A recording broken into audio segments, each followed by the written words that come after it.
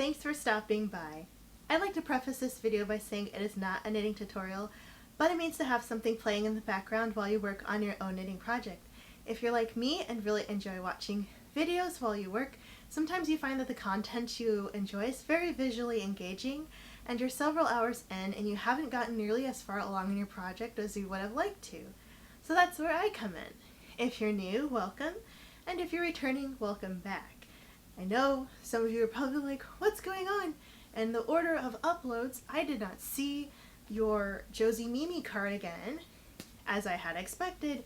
And you're right, we did the Raylight sock, and now we're getting back into this playlist. And as you can see by the thumbnail, I have updated it so we see a little bit more of that progress from that little sliver that we had at the beginning. And you'll notice that there's no string coming out of it because I finished one skein. I can never pronounce that correctly. Kind of like cooped up or cooped up. It is tomato, but I know it is not tomato. But here we have it. This is one ball skein of yarn of the Shiny Happy Cotton from Wool and the Gang, and you can see that just based on the little ends I had, you get a bit, but I had ordered I think 11 balls, 10 or 11 balls that I need to knit a 2X size cardigan, which is the size I'd be using. And so here we have our other ball, and this time I'm not going to be dumb and I'm not going to force it to pull from the center, and instead I'll go the route that is more inconvenient to me and pull from the outside. And that's one thing I noticed with this Wool and the Gang yarn. For every skein of yarn I've purchased from them, I can never get it to come out of the middle without like ripping the whole part out, like sticking my finger in it and like wiggling it around and still not finding that end piece that I need to just get it to center pull. It's such a pain. I wish there was like some yarn I saw in Joann's that had a little running start from the middle to say like pull from here, and it was easy enough. And no, I wish the sky was a yarn holder. It's just decorative, but it is pretty close to the same color of yarn I'm using. But I should tell my aunt, like, hey, can you make me... Oh, she probably could. Because this is like, it's not felt, but it's something soft, kind of like felt. And I could say, hey, can you, let me pull this out while I talk. Can you make me a kitty cat that can hold my yarn? Just like a plushie with a bowl like insert or something like that. And wouldn't it be cute if the cat was like curled up, like, you know how they sleep kind of in a croissant shape, and the bowl was like right tucked in its tummy? Ooh, if you're a crafty person and you make something like that, let me know and I'll probably buy it from you, because that would be so cute. But I'm glad that I ended on a short bit, so I don't have... See, this is short enough where I can leave it like this, weave it in, but it's not like it was super long where it was too short to knit, you know, to the other end and then fall short and I'd have to start a new ball in the middle of my row. So I'm happy about that. I love that when that happens. So let me see if I can... I probably won't be able to get it to do the same because I had like all of this cable rib stitch, or an cable rib stitch that's down here, so I had to factor that in to why I used up so much yarn so quickly. But I'll try. And this is, oh, even better. I ended on a purl, so I get to start on a knit. Oh, there is a silver lining. Hallelujah. Okay, cool.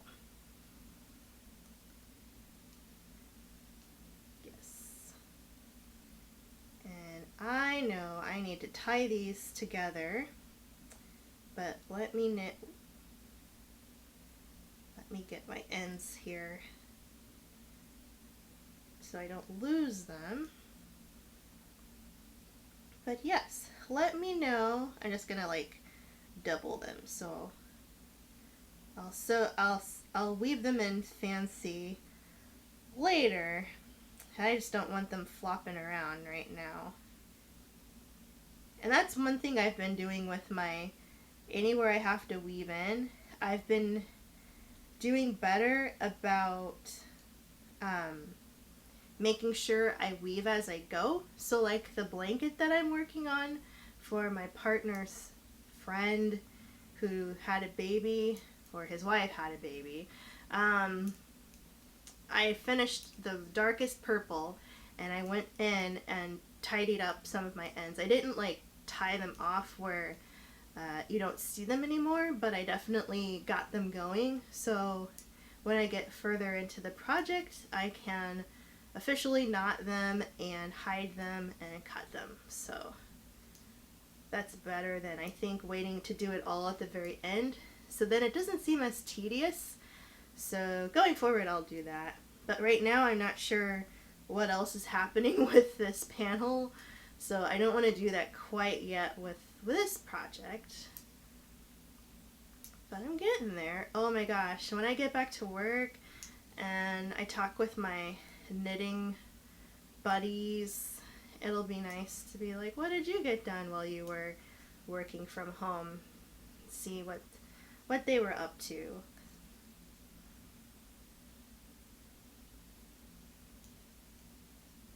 But let's see, tomorrow is Saturday. So actually you're going to see this tomorrow, because I'll be honest, it's late on Friday, but it's not like super, super late. But for me, and considering how stressed out I've been lately, I think I just want to call it a night, because tomorrow I have to set up my work computer. I just brought it home, left it by my desk, but I didn't like set it up yet, so it's still unplugged on the floor. Probably has like 3 inches of cat fur on it already. But I have some stuff to do just to kind of nest, I guess, you know, get ready for this long time being here 24/7 and it not being a vacation. So I can definitely take some vacation days, but I'd rather kind of do a good week or two of work and see how things are going before I decide to take vacation. Because if I can't even go anywhere, if I wanted to, then that kind of defeats the purpose. If I'm already working from home, that's really what I wanted, so there's that. But as far as like seeing friends and things, it's too soon to tell if I can do any of that. But I have lots of housework plans. I have been itching to redo my closet, redo my cabinet where I keep like all of my makeup and my skincare and body care, and go through, like, actually it's spring now, do like my real spring cleaning where I go through all of my belongings and decide if there's stuff that's worth keeping or worth getting rid of. And I found some, what did I find? Something. What did I find? I was gonna tell you guys. Oh yes, a tutorial, but I think I linked that already in a couple videos ago, where I found this YouTuber who showed people how to reuse shirts to make yarn, fabric yarn. And I was like, hey, my partner had ripped a hole in one of their work shirts, and it's just a polo, but I could definitely turn that into some yarn for something. Don't know what. It's not like a lot, and it's bright neon, or not neon orange, neon green, like highlighter green and white. And so So there's really nothing I would want in it with that color, but I could make some like dish scrubbies or something like that with it. It's a lot of work just for some scrubbies, but I can pretend like I'm in the Great Depression or something. Like, I used to love to do that, to pretend like I was a pioneer, or I was just like a person who was roughing it out in the woods, and I would love like when the power would go out and make a fire at the fireplace and pretend to like cook something on it or whatever. It was always fun. Or my parents, or my aunt and my uncle, at their older house they lived in, they had this space under their deck, which is kind of like storage, tons of spiders. I don't know how I went under that deck all the time, but I would pretend to have a shop because there was like this little window area kind of where you could see through, and I'd pretend it was like a drive-through, and I'd make mud pies and stuff like that with this rickety cheapy tea set that I got at like the flea market. And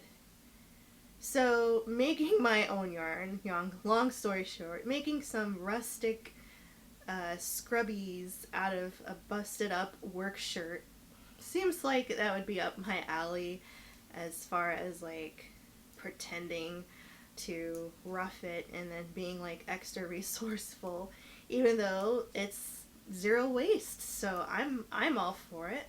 And I'm pretty sure it's going to be super durable because of the fabric blend it is. It's going to look nasty after I start using it because it's white and bright, but I'm thinking of like all the other clothes I have that are worn out that I would have thrown out.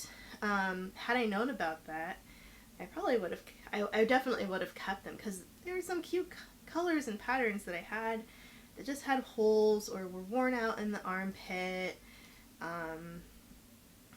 peely, faded, just nobody would want them. So I always donate my better quality clothes and then would toss the old ones, but I can turn them into scrubby yarn. So I'm excited about that. But yeah, just cleaning and organizing and doing my nails. I have to do my nails tomorrow. Oh no, I could take the polish off tonight. I'm not sure if I want to do press-ons or keep going with my polish, because if I don't have to go to work, then I don't have to worry about messing them up. If I do press-ons, but at the same time,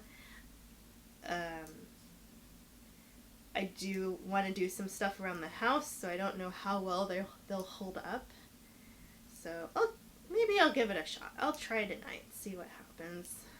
I mean, worst case scenario, I'm not going anywhere, so if one or two fall off, then that's just how it'll be till I take them all off.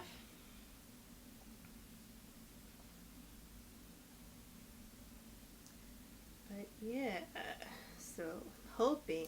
I'm not going to set any like crazy goals for myself for this duration that I'm in the house, but I am making a list in my head of all the stuff I want to do and read.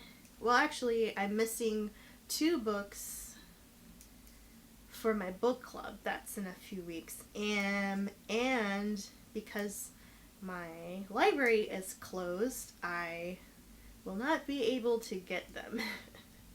So I'm probably going to have to cancel going, because I'm missing the first 2, and I don't want to buy them because, again, I'm thinking about not adding more things to my possessions that I can't use quickly, and books are one of them, because I don't even know if I'm going to like it. And it's so funny because my library got, so it's five volumes, and I got 3, 4, and 5, and 1 and 2 are still on their way. So I mean, if they came through the post, there's nobody at my library to get them because they're all closed. So I think they're just having the mail be held until they're open again. Um, and I don't think I'm gonna be able to get them before my book club. So all of that for nothing.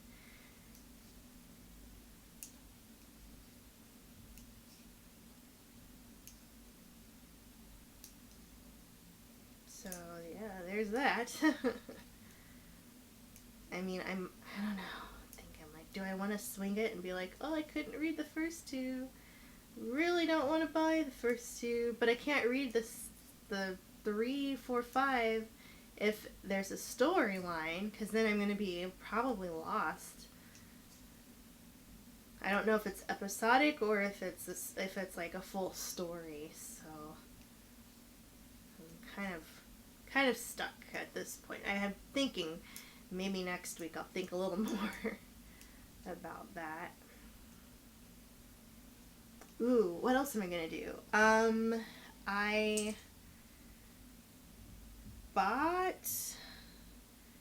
I placed an order with the food delivery service to, oh, have I been kicking you? I'm sorry, my foot's like touching this tripod and I didn't realize it.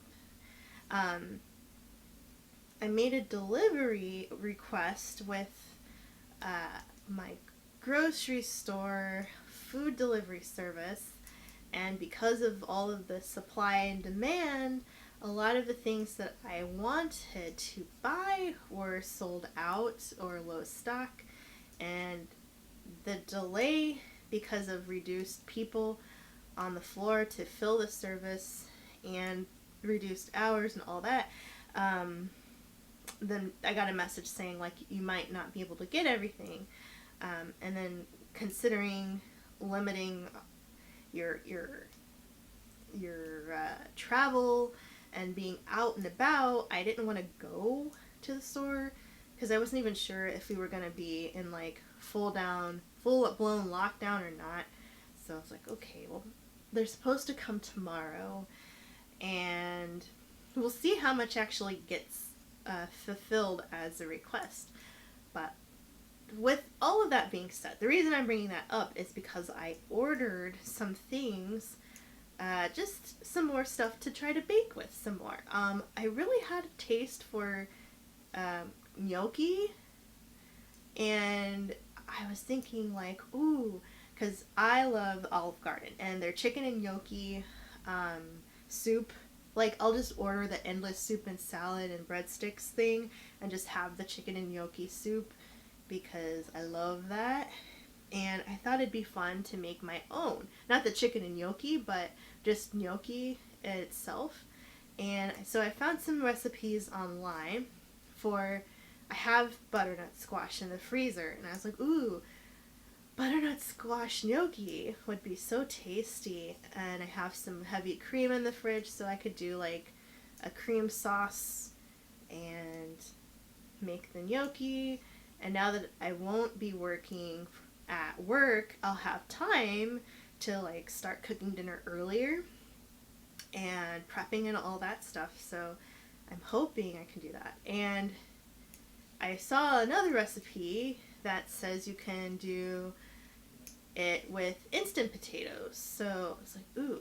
So like you could have regular potato gnocchi, or you could have butternut squash gnocchi. You know, you just use that in flour. And so it's like, ooh, I'm excited. I want to try both and see which one I like better. And so I'm excited for that. But my counter's nasty. Like, it's not dirty, but it's dingy because it's very old, and it's white and porous, so it stains like a son of a gun, and I hate it. I really do hate that countertop. So I'm like, it says, you know, you mix everything together, and then you have to knead it on a well-floured surface, roll it, cut it, press it on the fork. I mean, you can even just cut, but I kind of want to press it on the fork, see how I do with that. So I'm like, do I really want to waste some paper, like wax paper, and tape it down. Even if I like uh, treat my counter with boiling water and just scrub it for a long time, but I've washed it so often and those stains just do not go away, and it's not like it's dirty, but I just don't like it. So it just kind of messes up with my head when I think about like pressing my dough on it and it's not clean looking. Even if it is clean, it's just old and stained. So I don't know. And then I was looking online for like big cutting boards that could serve as a flat surface, but they're really expensive and I don't want to spend that kind of money right now. Not that I don't have it, but just in case I need it more than I thought I would originally, you know? Don't want to go crazy on stuff that I don't really need. So there is that, but it's definitely something on my mind now that I'm like, how long am I gonna have to deal with nasty counters? They're nasty looking counters. So it'd probably be worth having just a nice big cutting board anyway. Like a butcher block, like a big slab of wood that's like yay big. So I can just roll out all my doughs on it and then put it away when I don't need it. Because I have like a regular cutting board for like meat and veggies, but as far as like a big one for rolling out dough, do not.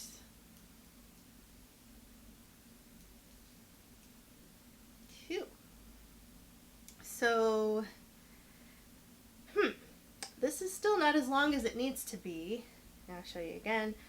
I think I need it. Oh, the pattern.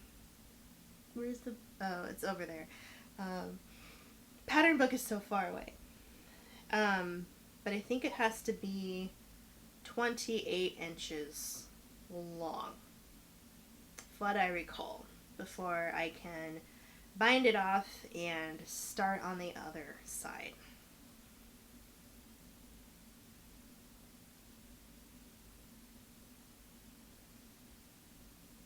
I'm trying to think, what have I done over here? What is happening?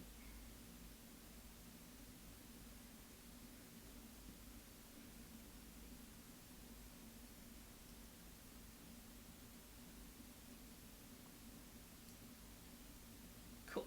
Alright. Really don't like purling on the first one. The more I complain about it, the more I'm like, I should just look up how to do it. But then that requires more work, so I don't know. I'm a mess, guys. But man, when this panel's done, I'm gonna be so happy. Even though I have to do it again on the other side. It's like, seed stitch is okay. It's not...